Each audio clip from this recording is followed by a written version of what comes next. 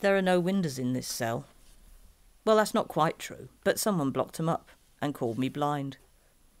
When I was 16, I hated that word, and I hated my cane and depending on people to help me over the road. I hated standing out in a crowd and making a prat of myself when I tried to dance. I didn't like spilling my grub on the table when someone filled the plate too full or hadn't cut it up, and I still don't, though I'm a good deal older than 16 now.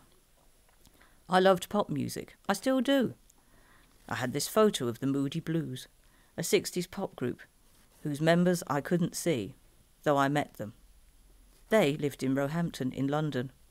So did I once, but not at the same time. I never knew whether I was dressing to the latest fashion or had my hair cut in the style of someone 16. That mattered to me then, but I don't give a toss now. As long as I'm clean and comfortable, I don't care. I wanted to be accepted as normal and not to have someone else read my letters to me. I wanted to go to an ordinary school and get to know youngsters my age. Only then I couldn't. I like teenagers. They're open and honest. So what if adults don't understand them? I do, because I feel like they do. They're outsiders and so am I. But not because of acne or not knowing stuff I should. But I feel different, and so do they. We're all outsiders in a stuffy adult world of silly convention. Being blind is like being banged up. Only you take your prison cell with you. But it isn't as bad as it could be, if you can get the right help. But that doesn't always come from the government. Oh, no. They're too busy spending money propping up the system, or on bombs that will blow us all to kingdom come. And they're all the same. And talking of that, I can't even vote in private. If I try, I might muck up the ballot paper by putting something not quite like a cross in the wrong place. And then it'll get discarded, binned, just like I felt I'd been at your age. My help comes through charities. They provided my dogs when I had them, my home, and now Savvy, Surrey Association for Visual Impairment, provides me with mobility training so I can get out of the house, to the shops. You don't feel so banged up if you can get out of the house.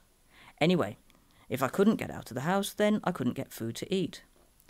I still hate my cane, and I still feel like I'm at school when the mobility instructor comes to teach me how to get around. I can never quite get away from being at school, but I've learnt to live with it. I still like pop music and dance like a drunk at a Saturday night party. Young blind people nowadays go clubbing, but I never did.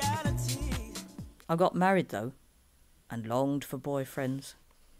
I talked to the post boxes, thinking there were people standing beside me, and I asked them to help me over the road. I've wanted to die sometimes, but now I want to live, to show the world that I have not been defeated by my personal prison cell of blindness. There's a few good people with keys to the door of that cell, and although it's a life sentence, I don't see why I should be miserable. It's one then, hasn't it? Oh well, I think that's enough stuff now to be going on with.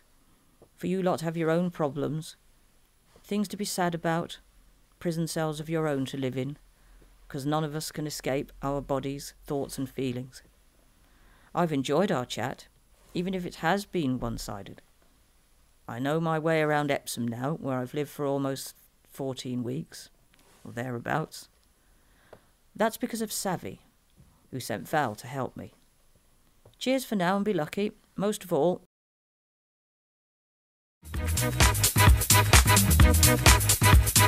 how does it feel